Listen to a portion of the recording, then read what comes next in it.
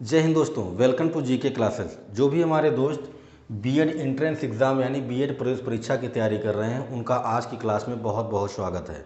दोस्तों, ये मैथ की क्लास है और आज की क्लास में हम लोग बात करेंगे आव्यूहों के बारे में। दोस्तों, ये आव्यूह की दूसरी क्लास है। इसकी पहली क्लास में मैंने आपको आव्यूह के बारे में बताया था कि आव्यूह क्या होते हैं, इनको हम लोग लिखते कैसे हैं, ठीक है। इसके बारे में मैंने आपको पूरी जानकारी दी थी कि पंक्तियाँ क्या होती हैं, स्तंभ क्या होते हैं। तो अगर आपने इससे पहले की क्लास नहीं देखी है तो एक बार डिस्क्रिप्शन में ज़रूर जाएं, आपको वहाँ पर प्लेलिस्ट मिल जाएगी, आप वहाँ से पिछली क्लास की वीडियो देख सकते हैं, ठीक है। तो आज की क्लास में हम लोग शुरू करेंगे और बात करेंगे आव्यूहों के प्रकार के बारे में, ठीक है। कभी कभी एग्जाम में पूछ लेता है कि कौन सा आव्यूह क्या होता है, तो प्रकारों के बारे में जानेंगे। उसके बाद हम लोग आव्यूहों के जोड़ घटाव के बारे में जानेंगे, ठीक है।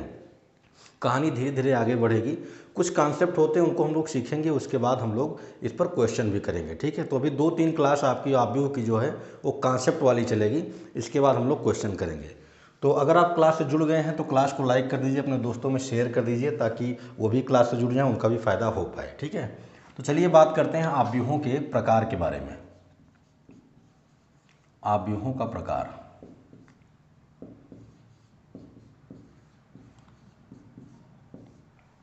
ठीक है, यानी कि टाइप्स ऑफ मैट्रिसेस, कौन कौन से आव्यूह होते हैं इनके बारे में हम लोग जानेंगे।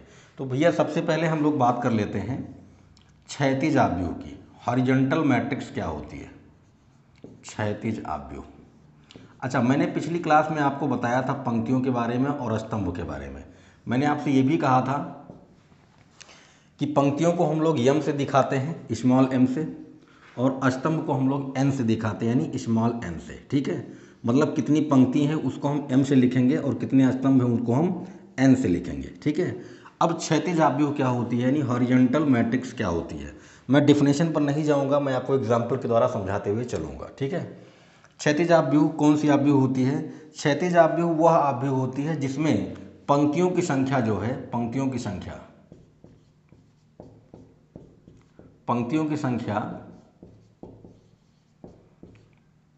वो कम होती है स्तंभों की संख्या से।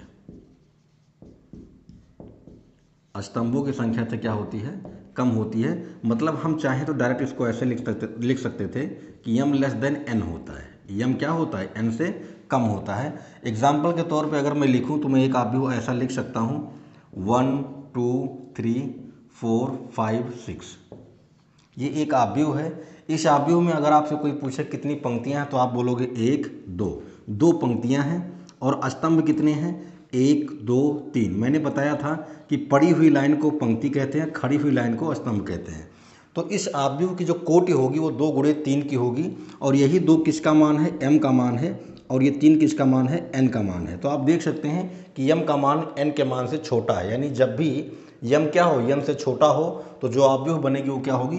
क्षैतिज आव्यूह होगी। क्षैतिज का मतलब वैसे हम जानते हैं एक्स अक्ष, जब हम लोग पढ़ते हैं ज्यामिति तो उसमें हम एक्स अक्ष और वाई अक्ष की बात करते हैं। तो जो हॉरिजॉन्टल होता है, जो ऐसे पड़ा हुआ होता है, उसको हम एक्स बोलते हैं, और खड़ी हुई को हम लोग वाई बोलते हैं। इसको हम लोग भुज बोलते हैं, इसको हम लोग कोटि बोलते हैं, ठीक है, यही तो करते हैं। तो क्षैतिज का मतलब होता है एक्स अक्ष में, यानी कि फैलाव जो इसका होगा वो चपटा होगा, ऊपर की ओर नहीं होगा। क्या होगा? ये चपटा होगा, फैला होगा, लेकिन उचित इसकी ऊंचाई क्या होगी? कम होगी। तो इस आव्यूह की अगर हम बात करें तो इसकी ऊंचाई कम है, लेकिन फैलाव इसकी चौड़ाई जो है वो ज़्यादा है। तो क्षैतिज का मतलब होता है कि जो चपटा हो उसे हम लोग क्षैतिज आव्यूह बोलेंगे, ठीक है। वैसे भी आप समझ जाइए कि यम क्या होगा? यम से कम होगा। अगर ऐसा कोई आव्यूह आपको दिखे जिसमें पंक्तियों की संख्या स्तंभों की संख्या से कम है तो उस आव्यूह को आप बोलेंगे क्षैतिज आव्यूह, ठीक है। चलिए दूसरे टाइप की बात करते हैं।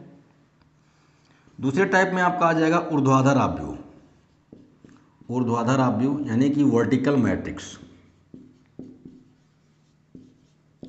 ये क्या होता है? ये तो इसका उल्टा हो जाएगा, ठीक है। इसमें क्या होगा? पंक्तियों की संख्या जो होंगी वो स्तंभों की संख्या से ज़्यादा होंगी। यानी अगर किसी आव्यूह में पंक्तियों की संख्या स्तंभों की संख्या से ज़्यादा हो जाए तो उसको हम बोलेंगे ऊर्ध्वाधर। ऊर्ध्वाधर का मतलब ऊपर की ओर होगा। ये इसका जो फैलाव होगा वो ऊपर की ओर होगा। इसका फैलाव जो होगा वो क्या होगा? ऐसे दाएं बाएं, मतलब कहने का मतलब यह है कि ये चपटा होगा और ये क्या होगा? ये ऊंचा होगा, ठीक है। तो अगर हम इसका एग्जाम्पल लिखें तो एग्जाम्पल लिखेंगे कुछ ऐसे। इसी आव्यूह को मैं लिख देता हूँ 1 4 2 5 3 6, है ना। अब इस आव्यूह को अगर देख के आपसे कोई पूछे कि बताओ इसमें कितनी पंक्तियां, तो आप बोलोगे 1 2 3। इसमें कितनी पंक्तियां हैं? 3 पंक्तियां हैं। और स्तंभ कितने हैं? 1 2। तो आप देख सकते हैं ये आपका m है, ये आपका n है। तो इस आव्यूह में पंक्तियों की संख्या जो है और स्तंभों की संख्या से ज़्यादा है, इसलिए ये आव्यूह आपका होगा ऊर्ध्वाधर आव्यूह। और आप वैसे भी देख सकते हैं ये आव्यूह ऊंचा है और ये आव्यूह क्या है? चपटा है। तो चपटा आव्यूह होगा उसको हम क्षैतिज बोलेंगे, ऊंचा जो होगा उसको हम बोलेंगे ऊर्ध्वाधर। ठीक है, चलिए आगे बढ़ते हैं और बात करते हैं तीसरे प्रकार के आव्यूह की। आप स्क्रीनशॉट लेते हुए चलेंगे, नोट्स बिल्कुल बनाते हुए चलें, क्योंकि पता नहीं कब कौन सी चीज़ आपको काम पड़ जाए। और अगर आप नोट्स बनाते हैं तो उसका बेनिफिट क्या होता है? उसका बेनिफिट यही होता है कि हम जब किसी भी चीज़ को रिवाइज करते हैं, अगर वो हमारे दिमाग से हट गया है, उतर गया है दिमाग से, तो हम क्या करते हैं? हम अपनी नोट्स को देख करके वो चीज़ आसानी से रिवाइज कर पाते हैं, नहीं तो हमें खोजना पड़ता है। तो नोट्स इसीलिए बनाया जाता है कि जब हम रिवाइज करें किसी चीज़ को या किसी चीज़ को हम पढ़ना चाहें तो आसानी से हमें मिल जाए। ठीक है, तो नोट्स बिल्कुल बनाते हुए चलें, जो चीज़ लिखने लायक है उसको आप लिखते हुए चलेंगे। तीसरे टाइप की बात करते हैं। तीसरे टाइप में मैं रख रहा हूँ पंक्ति आव्यूह को। किसको रख रहा हूँ भैया? पंक्ति आव्यूह को। यानी रो मैट्रिक्स क्या होता है? रो मैट्रिक्स की बात करें तो रो मैट्रिक्स में हम कहते हैं कि m की वैल्यू जो होगी वो 1 होगी। इसमें क्या होता है? m की वैल्यू 1 होगी। और जो n होगा वो आपका 1 भी हो सकता है, 1 से ज़्यादा भी हो सकता है। बात समझ में आ रही है? कहने का मतलब ये है कि एक ऐसा आव्यूह जिसमें केवल एक पंक्ति हो, केवल m क्या है? पंक्तियों की संख्या है, तो केवल एक पंक्ति हो, उस आव्यूह को हम लोग बोलेंगे पंक्ति आव्यूह। एग्जाम्पल के तौर पे मैं लिखता हूँ 1 2 3 4। ठीक है, ये एक मैंने आव्यूह लिख दिया। अब आप अगर देखें तो इस आव्यूह में केवल एक पंक्ति है, यानी इसका ऑर्डर जो होगा एक गुणे। आप इसमें स्तंभ कितने हैं? 1 2 3 4। तो इसमें स्तंभ 4 हैं और पंक्ति कितनी है? 1 है। तो ये आव्यूह आपकी हो गई पंक्ति आव्यूह। मतलब ऐसी आव्यूह जिसमें एक ही लाइन लिखा हो, ऐसे एक ही लाइन लिखा हो, है ना, उसको हम बोलेंगे पंक्ति आव्यूह। इसमें केवल एक ही पंक्ति है। स्तंभ कई हो सकते हैं, एक भी हो सकता है, एक से ज़्यादा भी हो सकता है, लेकिन पंक्ति आपकी एक होनी चाहिए। ठीक है, नेक्स्ट में आपका आएगा अस्तंभ आव्यूह। पंक्ति हो गया तो स्तंभ की बात कर लेते हैं। अस्तंभ आव्यूह क्या होता है? इसका उल्टा हो जाएगा। इसमें एक ही स्तंभ रहेगा और पंक्तियों की संख्या एक भी हो सकती है, एक से ज़्यादा भी हो सकती है। कोई टेंशन लेने की जरूरत नहीं है ना। तो अगर किसी आव्यूह में केवल एक ही स्तंभ है, एक ही कॉलम है, तो उसको आप बोलोगे स्तंभ आव्यूह। फॉर एग्जाम्पल आप ऐसे लिख सकते हो 1 2 3 4, है ना। एक आव्यूह मैंने ऐसे बना दिया। अब इसमें कितनी पंक्तियां हैं? 1 पंक्ति, 2 पंक्ति, 3 पंक्ति, 4 पंक्ति। इसमें 4 पंक्ति हो गई और स्तंभ कितने हैं? केवल एक है। तो ऐसा आव्यूह जिसमें केवल एक स्तंभ हो, पंक्तियां एक भी हो सकती हैं, एक से ज़्यादा भी हो सकती है, उस आव्यूह को आप स्तंभ आव्यूह बोलोगे। और एक ऐसा आव्यूह जिसमें केवल एक ही पंक्ति हो, स्तंभ एक से ज़्यादा हो जाए कोई दिक्कत नहीं है, उस आव्यूह को आप पंक्ति आव्यूह बोलोगे। ठीक है, तो एक बार आप स्क्रीनशॉट ले लीजिए, उसके बाद हम लोग आगे बढ़ते हैं।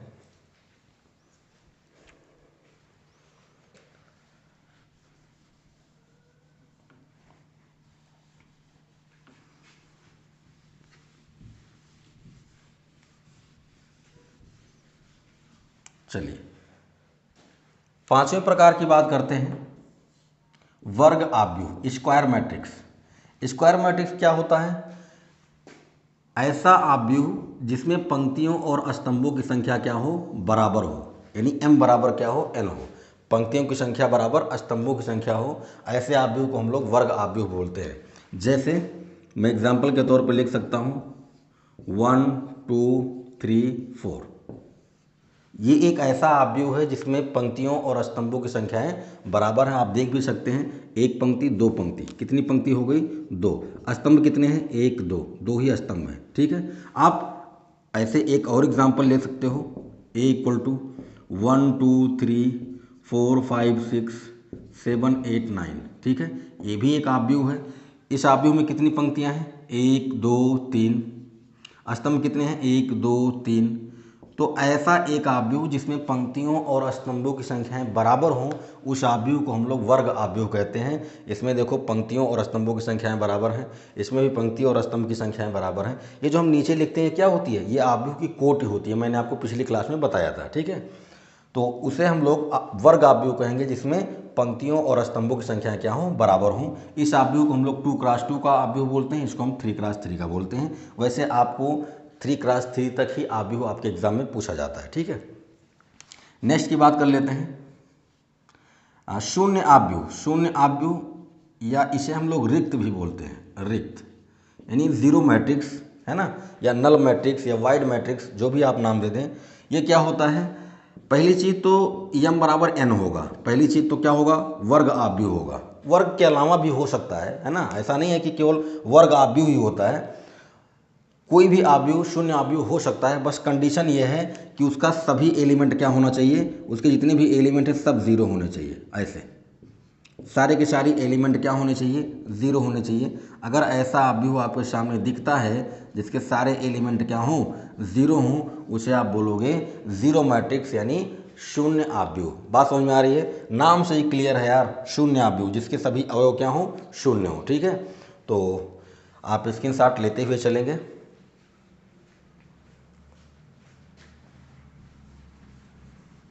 चलिए पूरा मिटा दिया आपकी,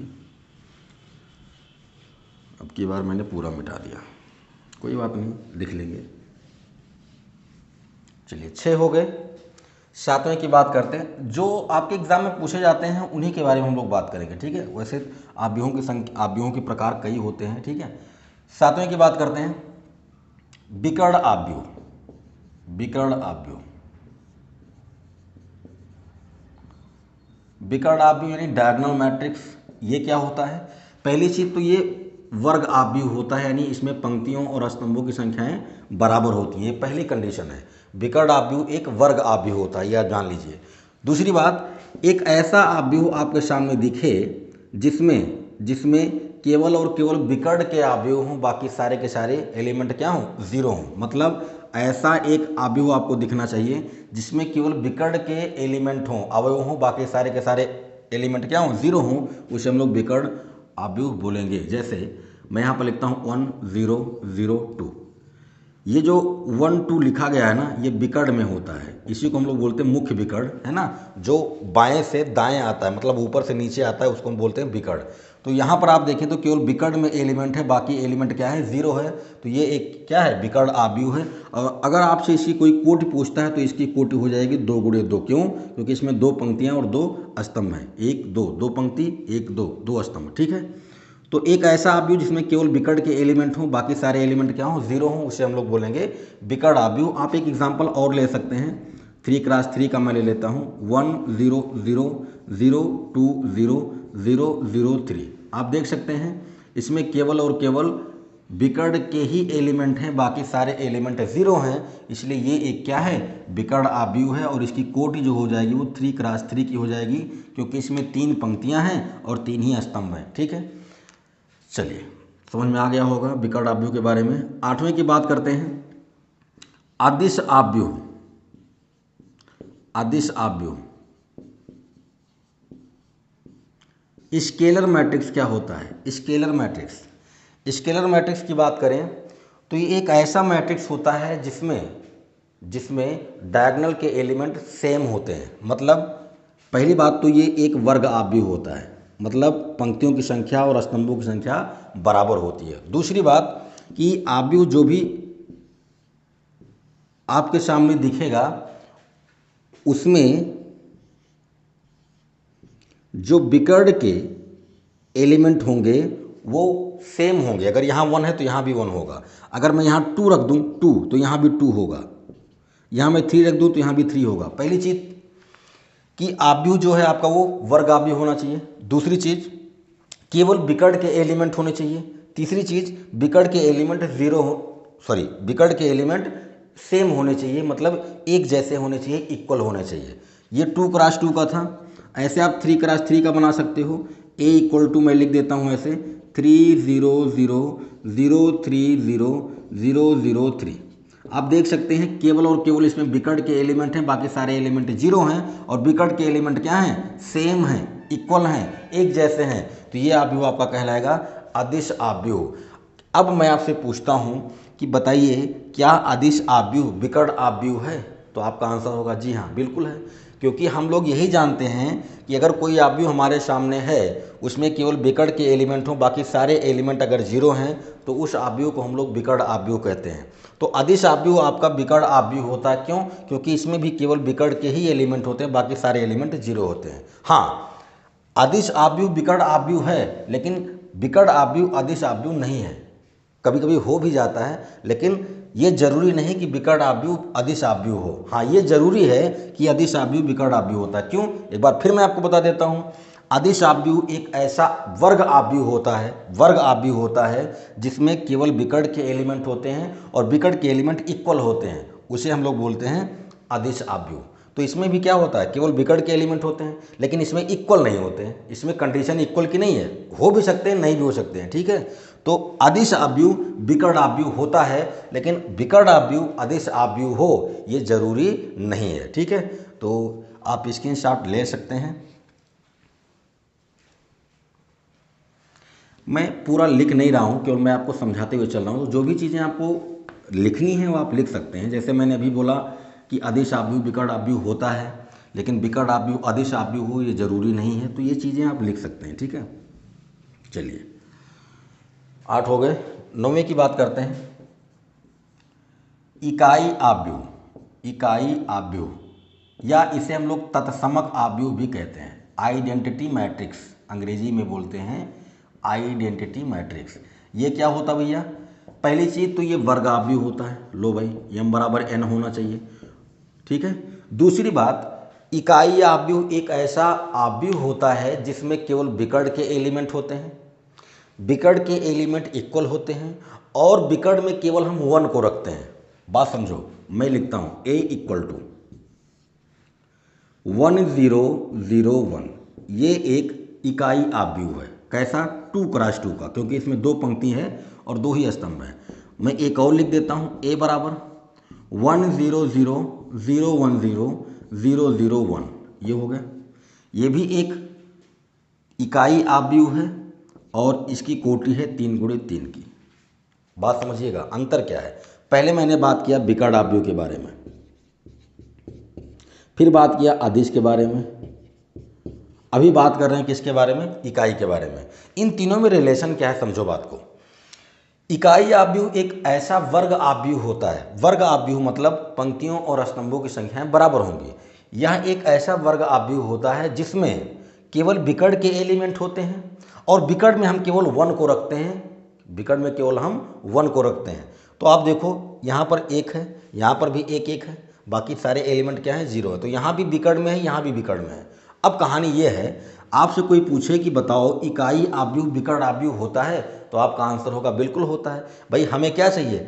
विकर्ण आव्यूह के लिए हमें यही देखना है कि केवल विकर्ण में एलिमेंट होना चाहिए, बाकी सब 0 होने चाहिए। तो इसमें केवल विकर्ण में एलिमेंट है, बाकी सब 0 हैं। तो इसका मतलब इकाई आव्यूह एक विकर्ण आव्यूह होता है, ठीक। अब आपसे कोई पूछे कि बताओ क्या इकाई आव्यूह अदिश आव्यूह होता है, तो आपका आंसर होगा जी हाँ, होता है। अदिश आव्यूह में हमें क्या देखना है? विकर्ण में जो एलिमेंट है वो इक्वल होना चाहिए। तो इसमें देखो 1 1 1 1 1 है ना, इक्वल ही है। तो इकाई आव्यूह जो आपका है वो क्या है? अदिश आव्यूह है। तो अब याद रखिएगा कि इकाई आव्यूह वर्ग आव्यूह तो होता ही है, इकाई आव्यूह विकर्ण आव्यूह भी होता है, साथ ही साथ अदिश आव्यूह भी होता है। अदिश में विकर्ण के एलिमेंट इक्वल होने चाहिए और इक्वल हैं, ठीक है। चलिए, समझ गए होंगे। इसको हम लोग शॉर्ट फॉर्म में ऐसे लिख देते हैं। जब हम क्वेश्चन सॉल्व करेंगे तो कई जगहों पर ऐसा देखेंगे, I2, आई माने आइडेंटिटी, 2 मतलब 2 क्रॉस 2 का। ये ऑर्डर लिखा गया है, इसका कोटि लिखी गई है।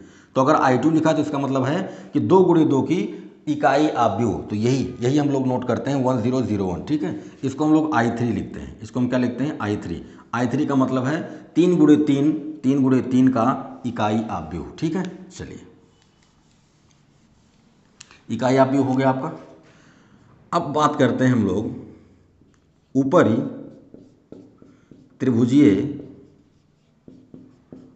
आव्यूह की, अपर ट्रायंगुलर मैट्रिक्स। इसको अंग्रेजी में बोलते हैं अपर ट्रायंगुलर मैट्रिक्स। ये क्या होता है भैया? अपर ट्रायंगुलर मैट्रिक्स की अगर हम बात करें तो पहली चीज़ तो ये वर्ग आव्यूह होता है, मतलब इसमें पंक्तियों की संख्याएं और स्तंभों की संख्याएं बराबर होनी चाहिए। दूसरी चीज़, एक ऐसा आव्यूह होगा जिसमें विकर्ण के नीचे के सारे एलिमेंट जीरो होंगे, मतलब मैंने लिखा 1 2 3 0 4 5 0 0 3। इस आव्यूह की अगर मैं बात करूं तो ये एक 3 × 3 का वर्ग आव्यूह है, क्योंकि इसमें 3 पंक्तियां और 3 ही स्तंभ हैं। आप देख सकते हैं ये आपका विकर्ण है 1 4 3, ये विकर्ण है और विकर्ण के नीचे सारे के सारे एलिमेंट जीरो हैं। तो अगर विकर्ण के नीचे के सारे एलिमेंट जीरो हैं तो उस आव्यूह को हम लोग ऊपरी त्रिभुजीय आव्यूह कहते हैं, यानी अपर ट्रायंगुलर मैट्रिक्स कहते हैं। और अगर आप इनको ऐसे मिलाओगे ना, ऐसे आप मिलाओगे ऐसे, तो आप देखोगे कि एक यहाँ पर आपको त्रिभुज बनता दिखाई देगा, एक त्रिभुज बनता दिखाई देगा। तो ये त्रिभुज आपका कहलाएगा ऊपरी त्रिभुजीय, क्योंकि इस त्रिभुज का जो बेस है वो ऊपर की ओर है, ठीक है। तो एक ऐसा आव्यूह जिसमें विकर्ण के नीचे के सारे एलिमेंट जीरो हों, उस आव्यूह को हम लोग बोलते हैं ऊपरी त्रिभुजीय आव्यूह, ठीक है। तो आप स्क्रीनशॉट ले लीजिए, उसके बाद हम लोग आगे बढ़ते हैं।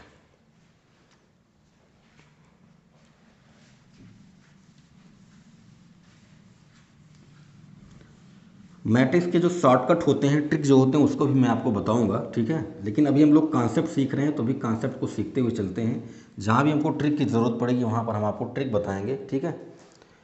ये तो कॉन्सेप्ट है। 11वें नंबर पे हम लोग रखते हैं निम्न त्रिभुजीय आव्यूह। अभी हम लोगों ने अपर ट्रायंगुलर मैट्रिक्स की बात की, अब हम लोअर ट्रायंगुलर मैट्रिक्स की बात करेंगे। निम्न त्रिभुजीय आव्यूह ये क्या होता है? ये भी एक वर्ग आव्यूह होता है। पहली बात तो ये भी क्या होता है? वर्ग आव्यूह होता है। दूसरी बात इसमें विकर्ण के ऊपर के सारे एलिमेंट जीरो होते हैं। जैसे मैंने लिखा 1 2 3 0 2 5 0 0 7, ये मैंने एक आव्यूह लिखा। आप देख पा रहे होंगे ये विकर्ण है और विकर्ण के ऊपर के सारे एलिमेंट क्या हैं? जीरो हैं। तो अगर आप इनको ऐसे मिलाओगे तो आपको यहाँ पर एक त्रिभुज बनता दिखाई देगा। तो ऐसा आव्यूह जिसमें विकर्ण के ऊपर के सारे एलिमेंट जीरो हों, उसको हम बोलते हैं निम्न त्रिभुजीय आव्यूह। बात समझ में आ रही है? अपर त्रिभुज में क्या था? उसमें विकर्ण के नीचे के एलिमेंट जीरो थे, इसमें विकर्ण के ऊपर के एलिमेंट जीरो होंगे, ठीक। ये आव्यूह आपका 3 × 3 का है, यानी 3 × 3 का है, ठीक है। इसमें 3 पंक्तियां और 3 स्तंभ हैं। तो ये कुछ मुख्य हो गए आपके आव्यूहों के प्रकार, जिन्हें आप ध्यान में रखेंगे, क्योंकि जब हम क्वेश्चन सॉल्व करेंगे तो कभी कभी हमसे पूछ लेता है, ठीक है। अब जैसे सममित आव्यूह क्या होता है, विषम सममित आव्यूह क्या होता है, उसके लिए हमें परिवर्त के बारे में पढ़ना होगा कि आव्यूहों का परिवर्त क्या होता है। उसके बाद हम लोग सममित और विषम सममित के बारे में जानेंगे, ठीक है। और इसके बाद हम लोग सहखंडज आव्यूह के बारे में बात करेंगे। तो कुल मिला के 2 प्रकार के और आव्यूह होते हैं जो इंपॉर्टेंट होते हैं, सममित और विषम सममित। इस पर क्वेश्चन आपके एग्जाम में पूछा जाता है। तो इसको मैं इस क्लास में नहीं ले रहा हूँ, इसको हम लोग नेक्स्ट क्लास में समझेंगे कि सममित और विषम सममित आव्यूह क्या होते हैं, क्योंकि उसके लिए हमें परिवर्त को समझना होगा, ठीक है। तो अभी मैं आव्यूहों के प्रकार में 11 प्रकार को रखता हूँ, ठीक है। और इसके बाद हम लोग अब बात करते हैं आव्यूहों के जोड़ घटाव के बारे में, ठीक है। चलिए देखते हैं।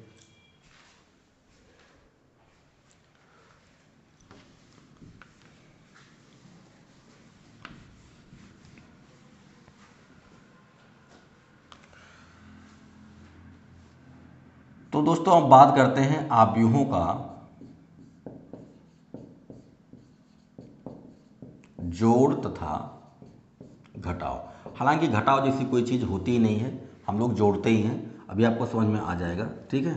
तो आव्यूहों का योग, यानी दो आव्यूहों को अगर आप जोड़ना चाह रहे हैं तो आपको क्या करना होगा? पहली चीज़ ध्यान रखिएगा कि दोनों आव्यूहों का, जिनको आप जोड़ने जा रहे हैं, दोनों आव्यूहों की कोटि बराबर होनी चाहिए। दोनों आव्यूहों की कोटि बराबर होनी चाहिए, ठीक है। इसके बाद क्या करेंगे? संगत अवयवों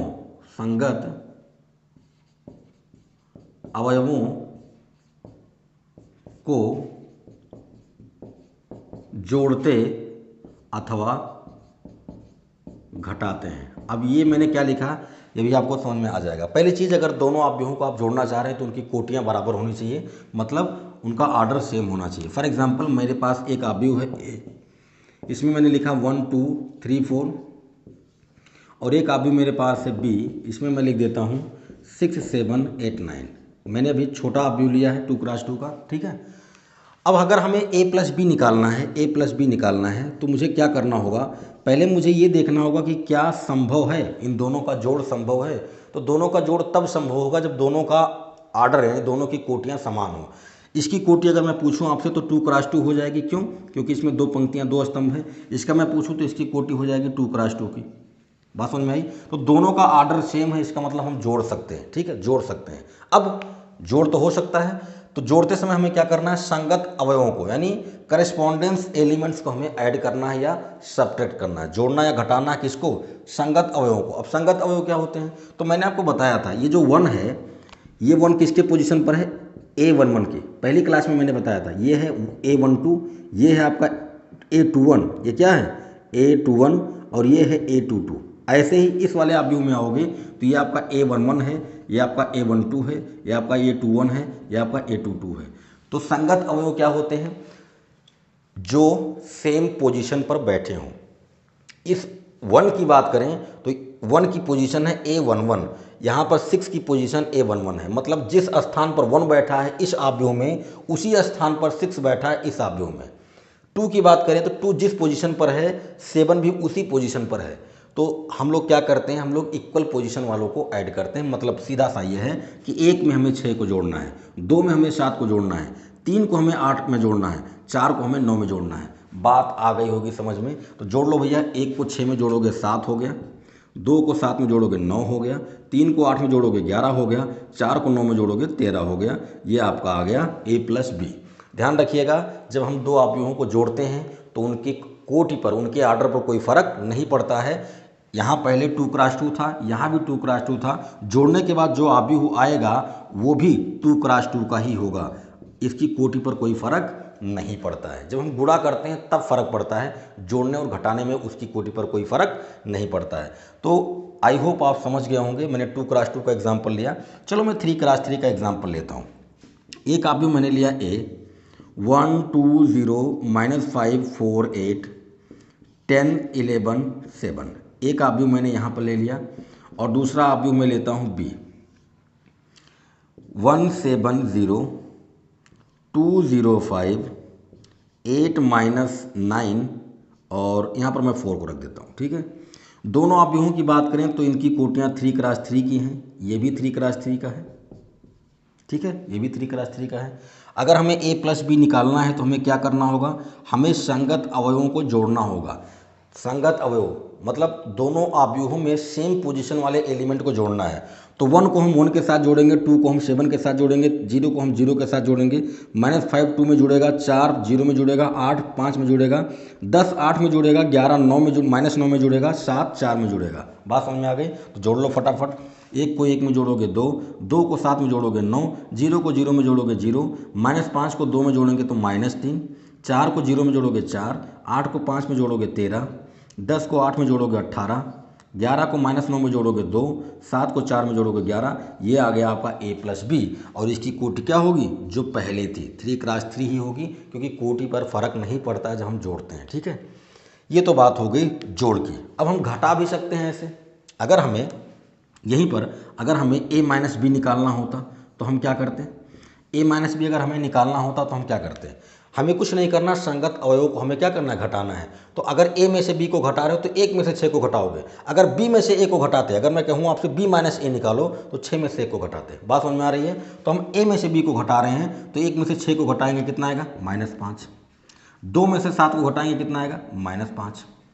3 में से 8 को घटाएंगे, कितना आएगा, -5। कमाल हो रहा है। 4 को 9 में से घटाएंगे, कितना आएगा, -5, है ना। सारे एलिमेंट इक्वल आ गए, ठीक है। तो संगत अवयव को हमें घटाना है, बात समझ में आ गई होगी। ऐसे आप यहाँ भी कर सकते हैं। A माइनस बी निकालना है तो 1 में से 1 को घटाओ, 2 में से 7 को घटाओ, -5 में से 2 को घटाओ, ठीक है। तो संगत अवयव को आप घटाएंगे, संगत अवयव को आप जोड़ेंगे। अब मैंने आपसे क्या कहा कि दोनों अवयवों की कोटि बराबर होनी चाहिए। ऐसा मैंने क्यों कहा कि दोनों अवयवों की कोटि बराबर होनी चाहिए, इसका क्या लॉजिक है, तो एक बार आप स्क्रीनशॉट ले लीजिए, उसके बाद हम लोग समझते हैं कि दोनों अवयवों की कोटि बराबर क्यों होनी चाहिए।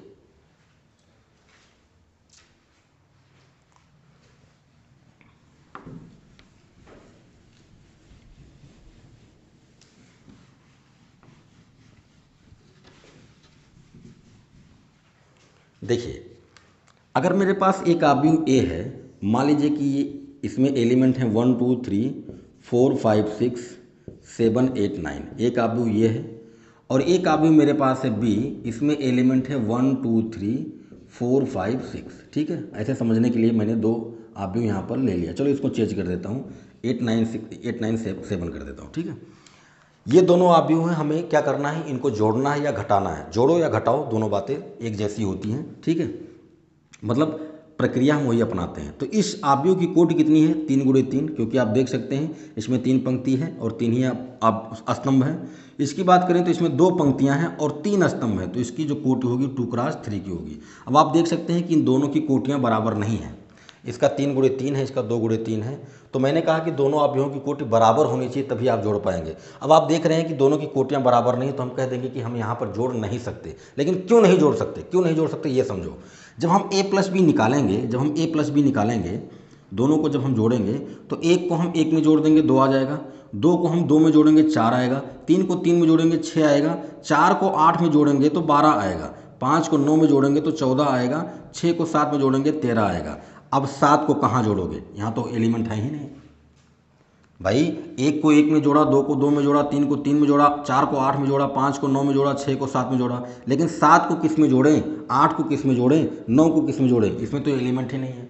तो इसीलिए कहते हैं कि अगर दोनों अवयवों की कोटि बराबर है तभी आप उन्हें जोड़ सकते हैं, अदरवाइज उन्हें जोड़ नहीं सकते। इस बात का ध्यान रखिएगा कि जब कोटि बराबर होगी तभी हम जोड़ेंगे। ठीक है, तो यहाँ पर a प्लस बी संभव नहीं है।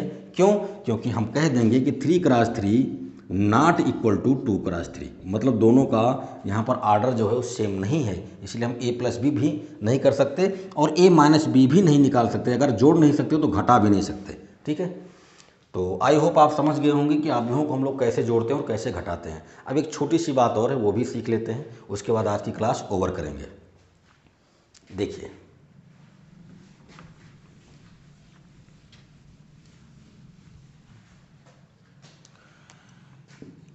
ऋणात्मक अवयव क्या होता है, मतलब नेगेटिव ऑफ ए मैट्रिक्स।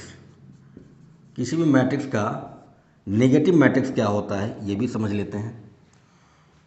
तो अगर कोई अवयव आपको दिया गया है 1 2 3 4, ठीक है, 1 2 3 4, तो इसका नेगेटिव मैट्रिक्स वह मैट्रिक्स होता है, इसका ऋणात्मक अवयव वह अवयव होगा जिससे हमें शून्य अवयव मिल जाए। मतलब सीधा सा ये है कि हम a में क्या जोड़ें कि जीरो हो जाए, तो हम a में -a को जोड़ेंगे तभी तो जीरो आएगा, तभी तो दोनों कट के जीरो होंगे। भाई a में से a को घटाओगे तभी तो जीरो आएगा। तो हम a में किसको जोड़ें, -a को जोड़ेंगे। किसको जोड़ेंगे, -a को जोड़ेंगे। मतलब एक अवयव अगर आपको a दिया गया है तो इसमें हम क्या जोड़ दें कि हमें जीरो मिल जाए, तो हमें क्या करना होगा, इसी का नेगेटिव वाला जोड़ना पड़ेगा। मतलब यह है कि अगर a हमारा ये है तो -a क्या होगा, -a क्या होगा, हमने a में माइनस से गुणा किया तो सारे एलिमेंट में। इस बात का ध्यान रखिएगा कि अगर किसी भी अवयव में आप किसी भी संख्या से गुणा करते हैं तो उसके सभी एलिमेंट में गुणा हो जाता है। फॉर एग्जांपल मैंने कहा आपसे कि अगर मेरे पास अवयव है 2 4 8 7, ठीक है, और मुझे इसमें 2 से गुणा करना है, मैंने क्या किया, 2 से गुणा कर दिया, तो 2 का इन सब में गुणा होगा। मतलब 2 दूना 4 हो गया, 2 चौक 8 हो गया, 2 अठे 16 हो गया, 2 सते 14 हो गया। मतलब सारे एलिमेंट में गुणा हो जाता है। तो अगर आप इस अवयव में माइनस का गुणा कर रहे हो, सब में माइनस का गुणा हो जाएगा, तो होगा -1 -2 -3 -4। बात समझ में आ रही है। अब अगर आप इन दोनों अवयवों को जोड़ोगे तो आपको क्या मिलेगा, शून्य अवयव मिलेगा। इन दोनों को जब जोड़ोगे तो एक में -1 को जोड़ोगे क्या आएगा, 0 आएगा। 2 में -2 को जोड़ोगे 0 आएगा। 3 में -3 को जोड़ोगे 0 आएगा। 4 में -4 को जोड़ोगे 0 आएगा। यहाँ पर आपको शून्य अवयव मिलेगा। इसलिए बोलते हैं कि अगर कोई अवयव a है तो उसका ऋणात्मक अवयव -a होता है। कुछ नहीं करना है, a के जो एलिमेंट है ना उनका चिन्ह बदल दो, वही उसका क्या हो जाएगा, ऋणात्मक अवयव हो जाएगा। एग्जाम्पल के लिए मैं यहाँ पर लिखता हूँ, देखो, जैसे मेरे सामने कोई लिख दे, कह दे कि a इक्वल टू, एक अवयव है 1 2 5 7 -9 11 12 13 -15 ये मुझे कोई आव्यूह दिया गया है और मुझसे कोई पूछे कि बताओ इसका ऋणात्मक आव्यूह क्या होगा, तो मुझे कुछ नहीं करना है। मैं कहूँगा कि मान लो कि ऋणात्मक आव्यूह बी है, इस -a को मैं क्या लिख रहा हूँ, बी लिख रहा हूँ, ठीक है। मान लो ऋणात्मक आव्यूह बी है तो बी के अंदर एलिमेंट कौन से होंगे, 1 है तो -1 कर दो, 2 है -2 कर दो, 5 है -5 कर दो, 7 है -7 कर दो, इसमें -9 था तो 9 कर दो, 11 है तो -11 कर दो, 12 है तो -12 कर दो, 13 है तो -13 कर दो, -15 है तो इसको केवल 15 कर दो। जब आप इन दोनों को जोड़ोगे तो आपको जीरो मैट्रिक्स मिलेगा, शून्य आव्यूह मिलेगा।